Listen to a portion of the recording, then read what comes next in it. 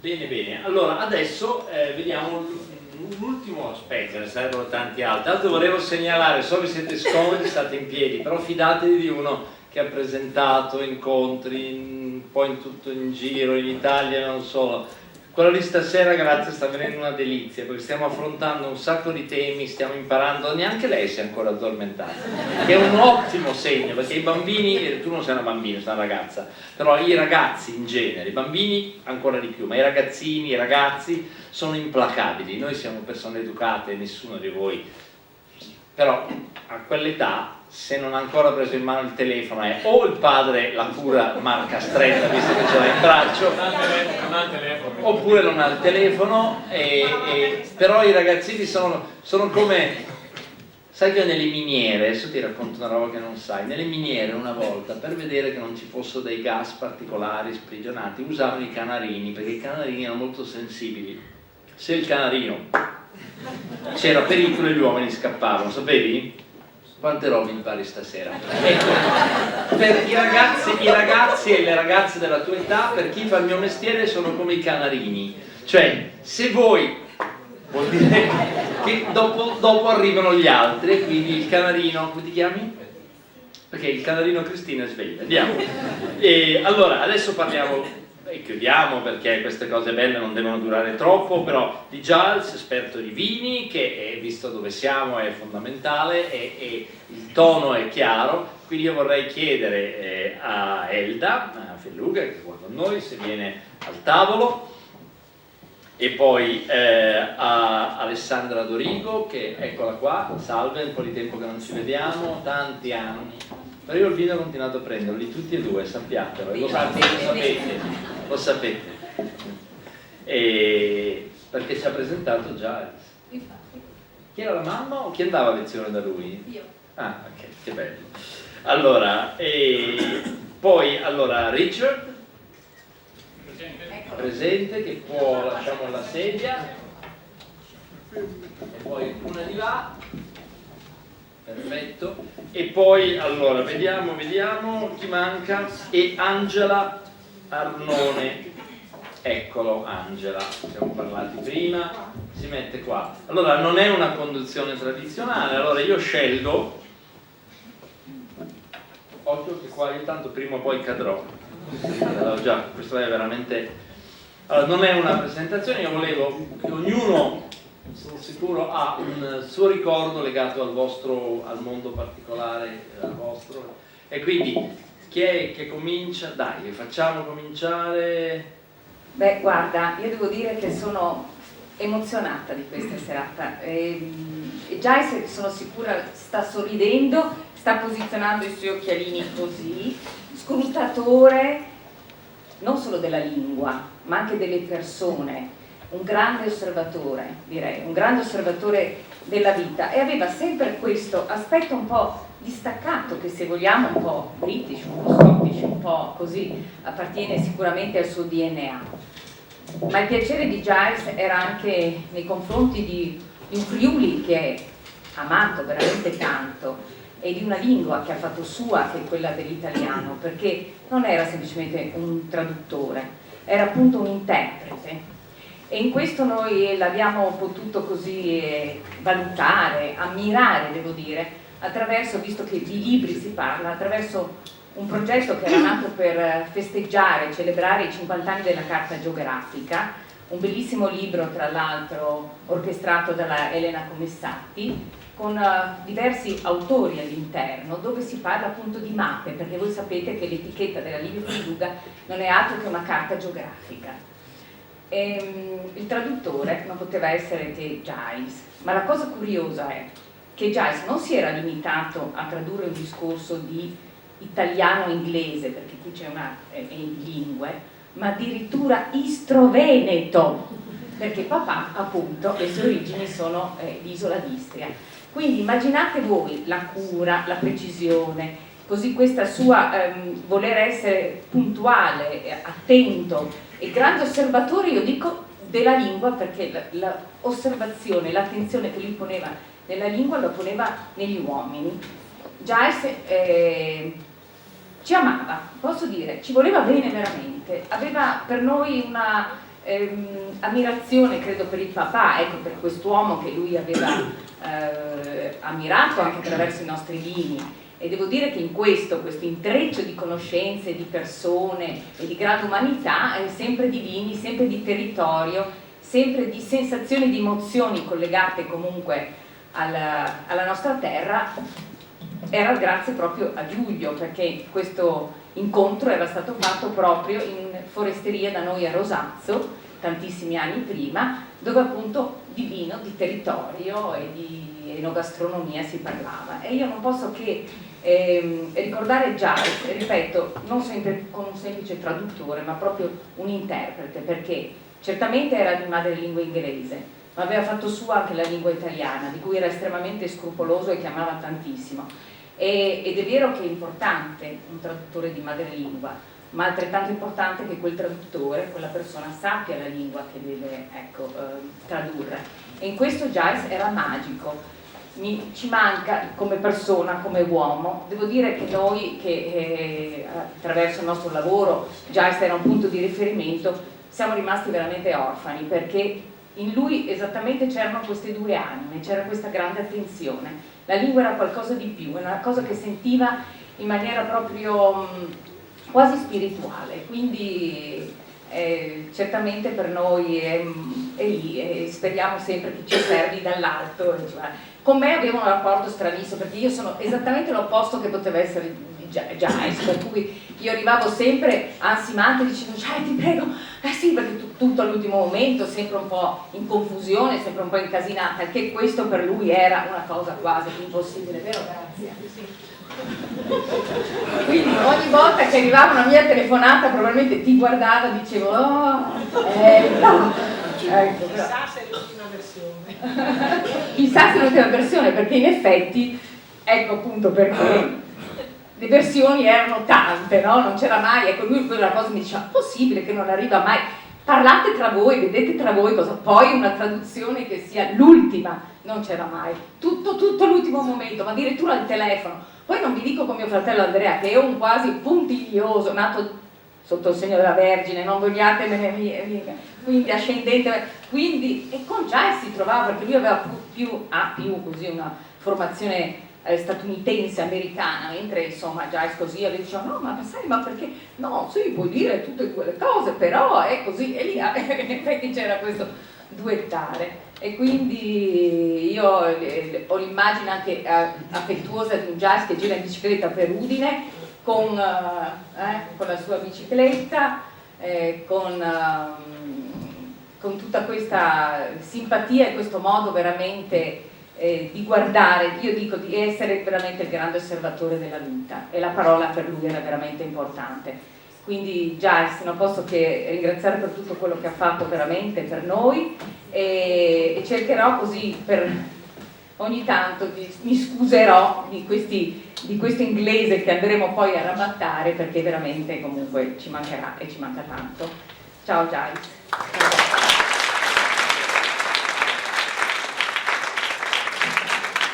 Allora io, se posso, poi di quello che preferisci, ma ad Alessandra chiederei di spiegarmi questo rapporto fra Giles e il vino. Io non ho capito, l'ho detto, l'ho scritto, non è un mistero, il vino che viene da questa parte d'Italia è quello che io preferisco dappertutto, siccome il vino italiano non è quello che io acquisto, che bevo, che mi viene, non ho capito se cioè c'entra anche lì lui, non so come, però lui aveva un rapporto col vino molto particolare, però lì è un po' fuori dal mio campo e volevo una tua opinione, poi aggiungi quello che credi.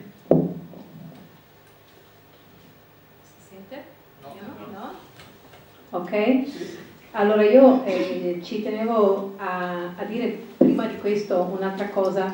Forse la mia posizione è una posizione con due punti che forse la rendono un po' ancora più watsoniana, nel senso che per me Watson, prima che fosse il traduttore per la nostra azienda vinicola, era prima di tutto il mio insegnante di inglese, e quindi ricordo che io ho di un Watson prima di tutto giovanissimo, precisissimo, nella sua camicia azzurra con i polsini, agitatissimo perché noi avevamo delle pronunce che erano agghiaccianti e io ricordo le sue facce durante le lezioni, ricordo una delle cose più buffe che ancora adesso cito quando devo spiegare ai miei studenti, quando insegno inglese, sugli errori che si possono fare interpretando male quelli che sono dei modi di dire, e c'era questo ragazzo che era di Cherneglons e Giles, mi ricordo ancora la sua faccia quando questo ha detto I am from Cherneglons e Giles aveva questo modo di chinare il capo e di fare così, come dire cosa devo dirti. Un giorno questo ragazzo entra in classe, faceva caldo, era vicino all'estate, e dice It's very hot today. E Giles, sperando di instillare in lui qualche parola in più dei modi di dire l'inglese, dice You can say that again. Il ragazzo rimane così e fa It's very hot today. E Giles non ha neanche commentato, è stato zitto, come dire non posso, cosa ti dico se ti commento questa? Cioè, era quindi un insegnante divertente, serio, austero. Io ho cominciato a fare inglese quando avevo 6 anni e mezzo e quindi lui io penso che di essere stata una delle persone che già più spesso ha mandato nell'angolo per aver fatto confusione, per aver dato fastidio, per aver chiacchierato, però nonostante sia stato un insegnante rigido penso che sia la persona che più ha influenzato il mio modo di studiare, il mio modo di essere, a tal punto che quando bisognava scegliere che liceo farmi fare, io chiaramente volevo il linguistico, mia mamma a chi si rivolge? Al nome tutelare della scuola, Giles Watson, e lui con mia grandissima rabbia dice no, assolutamente non deve fare il linguistico, non le serve a niente, deve fare il classico, greco e latino, solo così imparerà le lingue. Io credo di averlo odiato in quel momento. Però dopo anni veramente posso dire che non sarei la persona che sono se Giles non avesse insistito perché io facessi il classico. Me lo ritrovo, vi dico solo ancora questo, me lo ritrovo dopo anni all'università di lingue, felicissima, dico che bello ritrovarlo anche come insegnante. Una volta chiede una parola incredibile, difficilissima, io tutta eccitata alzo la mano, la so. Lui mi guarda, io con la manina alzata con un sorriso da un'orecchia all'altra, e lui mi guarda, secchiona. E non me l'ha neanche lasciata dire. Questo è il ricordo che ho io di Giles come insegnante. Per quanto riguarda, che quindi è un ricordo veramente gioioso e di grandissima empatia anche reciproca. Per quanto riguarda il vino, io credo che il rapporto di Giles col vino fosse un rapporto proprio di conoscenza del territorio. E penso che lui, come scozzese, si identificasse molto nel modo di essere dei friulani, nel modo di vivere dei friulani. Penso che lui sentisse una vicinanza di popolo proprio fra come siamo noi friulani e com'è il territorio, com'è il mondo scozzese. Penso che lui abbia trovato qua in Friuli veramente una seconda patria e penso che vivere per lui il mondo del cibo e anche del vino fosse quello che avesse più senso, che lo facesse sentire più a casa in entrambi i modi. Posso solo dirvi che quando lui faceva le traduzioni, poi chiaramente, quindi era veramente a 360 gradi nella nostra famiglia e nella nostra vita, quando faceva le traduzioni, io che ormai insomma ritenevo di saper l'inglese, ci provavo, poi gliele mandavamo in italiano, arrivavano puntualmente i file tradotti da lui e io, da sua ex studente, dicevo ma come fa? Ma come fa? Ma perché è più bello in inglese che in italiano?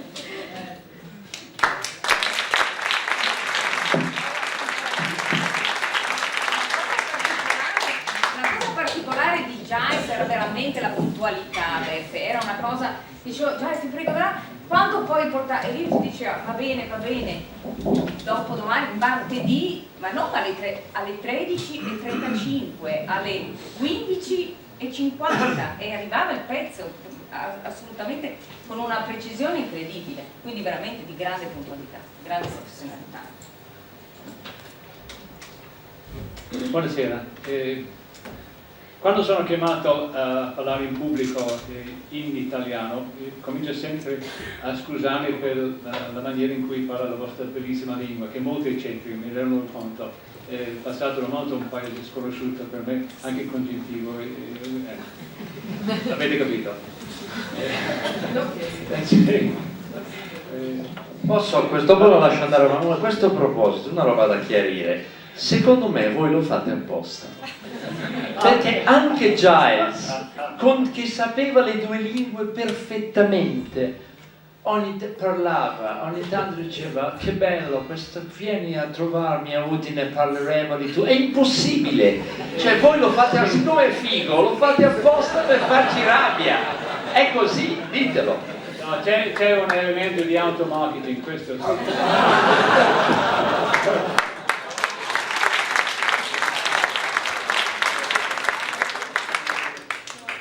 Si è parlato molto del lavoro di traduzione di Giles, però vorrei aggiungere la mia esperienza in questo campo, perché avevo conosciuto già brevemente in un altro ambiente, quello dell'insegnamento. Poi verso i primi anni 90 avevo l'incarico di coordinare la traduzione in inglese di questo bellissimo libro che ho portato con me, perché vanno molto fieri che ho avuto questo lavoro. Avevo bisogno di una squadra di diversi traduttori per fare questo lavoro, che è un grosso lavoro, in tempi molto molto stretti. Avevo impostato il lavoro in questa maniera, che avevo chiesto ai traduttori di fare un lavoro veloce, grezza, che mi mandano e sistemavo io. Siccome io ero a Gregorizia e Giles a Udine, ci siamo messi d'accordo che le prime schede abbiamo fatto insieme, quindi io venivo su a Udine e sempre il pomeriggio ci mettevamo a fare un lavoro insieme. E devo dire che siamo divertiti un mondo, veramente era una delizia lavorare con lui. Non credo che abbiamo litigato, anche se avevamo un punto di vista un po' diverso. Lui aveva un approccio molto semantico, io forse più giornalistico, però andavamo d'accordo, ci complementavamo, penso. Vorrei aggiungere, si è parlato molto delle sue precisioni, quella maniera, o una forma mentis britannica, più di Cambridge, ecco, dell'Università di Cambridge, questo è il suo rigore nelle cose. Lui aveva grandissimo rispetto per il testo e per l'autore, cioè per il pensiero dell'autore, e cercava anche di essere la precisione in queste cose, anche nelle piccolezze. Per dire, so che rimase male tutta una settimana perché non trovava una traduzione della parola mirtillo. Avevamo avuto una notte di degustazione rosso con aromi o fine bocca di mirtillo, non so com'era.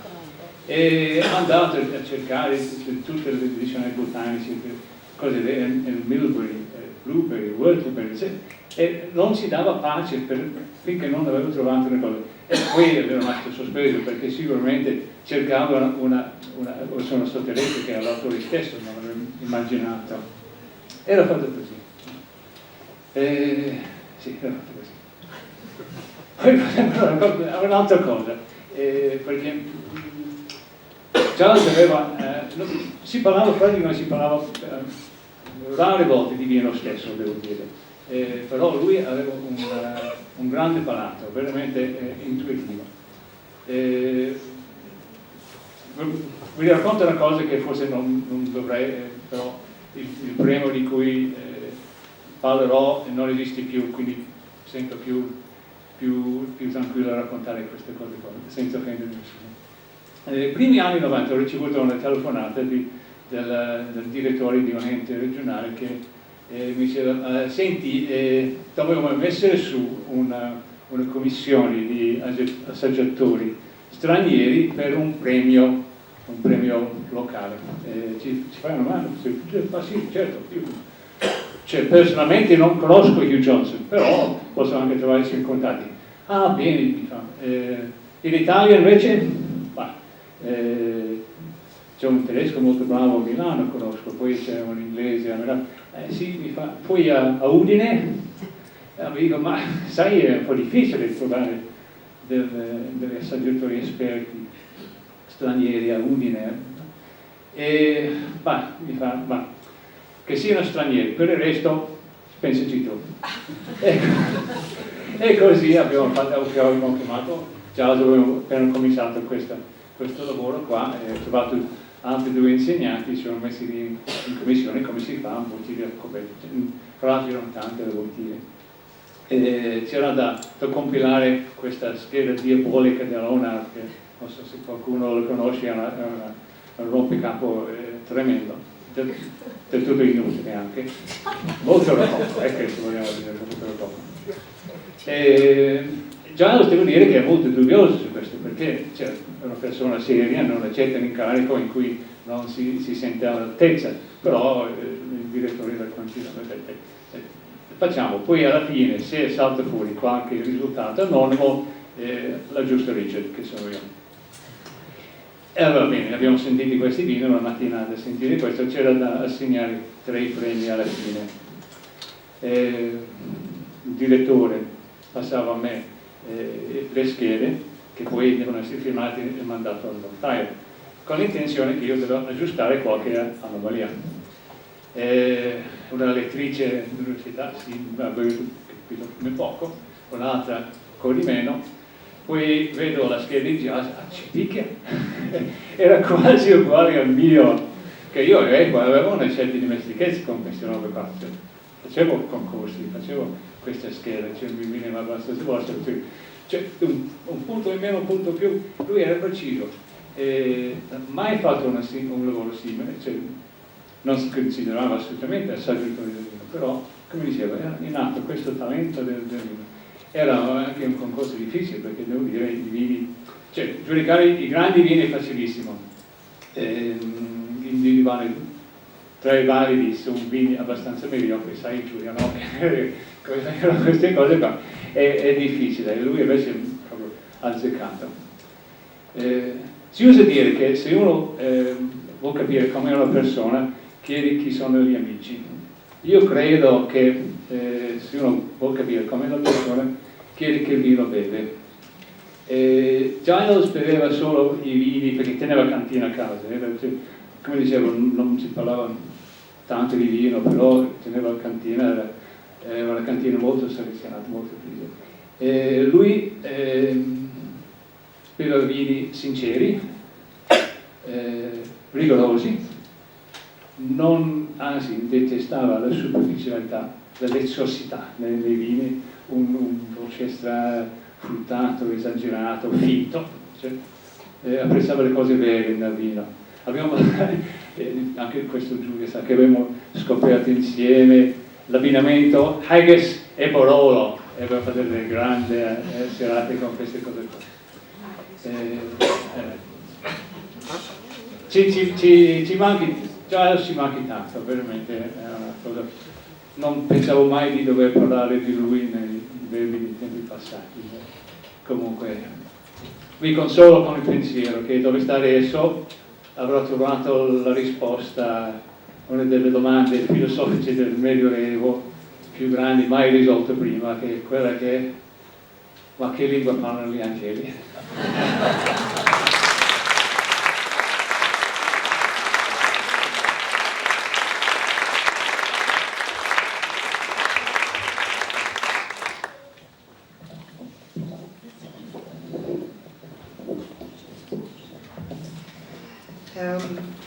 Quando Richard ha parlato del mirtillo mi ha fatto ricordare una cosa molto importante che già ha fatto per i traduttori, per il mondo del vino, ed è Watson's Wine Glossary. È veramente un'enciclopedia, e se andate a cercare mirtillo ci sono elencate tutte le varie traduzioni. Dunque, Giles era una persona che io ho conosciuto online, perché eravamo iscritti entrambi a un sito per traduttori, quindi si era aperto un mondo per noi traduttori, non era più la matita e il quaderno da ricopiare in bella copia e poi ribattere la macchina. Però quello che non cambiava era la solitudine del traduttore, perché si lavora da soli. E non avendo scambi poi con altre persone rischi veramente di perdere il contatto con la lingua che stai traducendo e la lingua nella quale devi tradurre, quindi questa è una cosa molto importante. E conoscendo Giles su questo sito, che qui se ci sono dei traduttori che non lo conoscono, si chiama prose.com ed è molto molto interessante, però 12 anni fa eravamo 4 gatti, però quello che tengo a sottolineare è che Giles era entrato prima di me, quindi era uno che indagava, uno che le cose tecniche se le andava a guardare, non era il traduttore romantico con la sua matitina, lui era avanti con le memorie di traduzione, tutti i software possibili e immaginabili, che per noi è fondamentale per poter riproporre in maniera decente e in maniera adeguata tutte le nostre scoperte, tutte le nostre ricerche. Non va bene, sì, il post-it va bene per 10 minuti, però poi dopo il post-it lo devi riportare da qualche parte che ti aiuta a consolidare tutte le tue ricerche. E lì dentro in sordina, io che forse faccio parte di quella cosa inglese che si dice don't judge a book by its cover. Io ho la faccia italiana, il nome italiano, ma io sono nata in Gran Bretagna e ho vissuto molti anni sui confini con la Scozia. E infatti con Beppe ci eravamo anche scambiato qualche messaggio perché stava scrivendo qualcosa su Newcastle e c'era la parola Jody e Giles ha detto ma per il Jody devi parlare con la mia amica Angela e quindi mi chiese di spiegare una parola del dialetto di questa città. Incrociandolo piano piano in sordina, io in maniera molto italiana, molto spavalda, lui invece molto discreto, che era il suo modo di approcciarsi alle persone, ci siamo conosciuti e vedevo che lui veramente aveva delle risposte a delle cose impensabili. Io non so dove faceva le sue ricerche, ma Giles quando ti dava una risposta era quella giusta, altrimenti non scriveva niente. Se non lo sapeva non si azzardava, non si buttava. E seguendo un po' poi è venuto fuori appunto che lui era innamorato dei vini e che gestiva forse la più grande pubblicazione dei vini italiani, che è la Guida del Gambero Rosso. Mi ha detto che lui all'inizio addirittura andava a portare le traduzioni, stiamo parlando di 1000 schede, quindi non è poco, di tutti i migliori vini italiani. Fatta la traduzione insieme al suo team, veniva messo su un CD, lui si metteva sul treno e lo portava a Roma perché non c'era internet per poterlo trasmettere. Lui piano piano ha creato all'interno di Gambero, che lui chiamava The Shrimp, quando arrivava questo periodo dell'anno scriveva a tutti noi The Shrimp is back, che voleva dire preparatevi perché sono tempi duri per tutti i traduttori del campo del vino. E lui si sceglieva, cercava sempre più persone, lui amava comunicare la cultura, era un insegnante nel vero senso della parola, era generosissimo. Se tu trovavi una parolina, una stupidaggine, lui ti citava nel suo glossario, non gli veniva in mente di prendersi la gloria altrui, cioè anche se trovavi veramente una cosa ridicola, però era utile alla traduzione in quel momento, ce la metteva e aggiungeva il tuo nome, quindi era molto onesto e molto professionale e per questo anche molto amato. Quando abbiamo appreso la notizia, ma centinaia e centinaia di persone si sono fatte avanti ricordando, lui mi ha tirato fuori da un impiccio per una parola che non trovavo, lui mi ha dato dei grossi insegnamenti su come chiedere la tariffa giusta, cosa che ha fatto anche con me. Perché fai pagare così poco? È troppo poco, devi farti pagare. Giles, però non mi danno il lavoro se io chiedo troppo.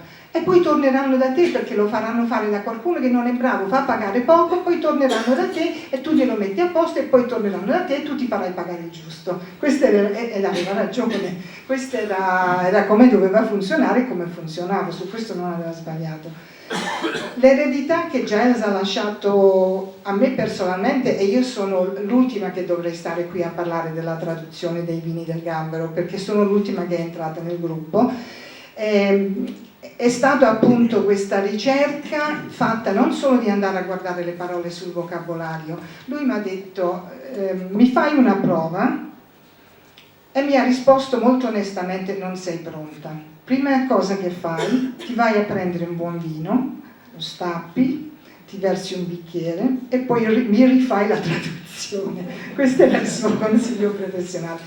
Sono passati, penso, 5-6 anni prima di arrivare al punto che lui mi ha ricontattato e ha detto: secondo me adesso sei pronta.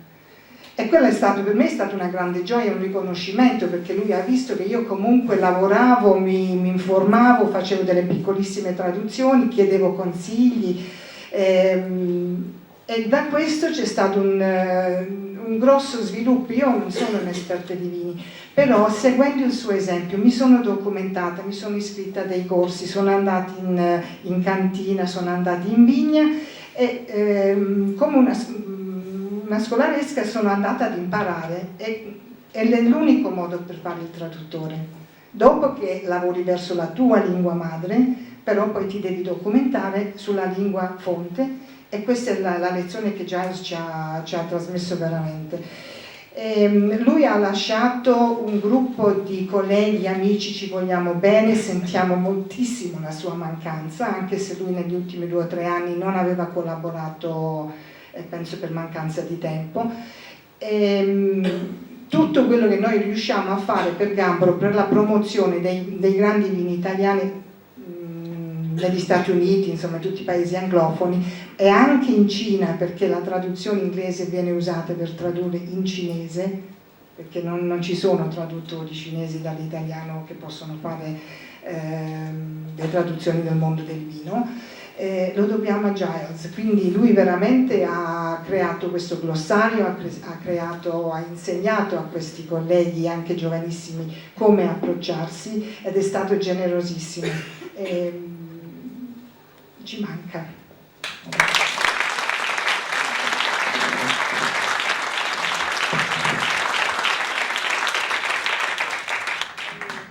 Di nuovo, scusate, ma visto che Angela ha citato il glossario, volevo dirvi che grazie a quella bella signorina che era seduta qui prima, che adesso si è messa lì, il sito e il glossario sono di nuovo, ce l'abbiamo mantenuto e verrà ampliato, e questa serata sarà visibile sul sito, quindi oltretutto i collaboratori, da Giulio a Richard all'Angela, continueranno a collaborare per mantenere vivo questo progetto cui Giles veramente teneva tantissimo.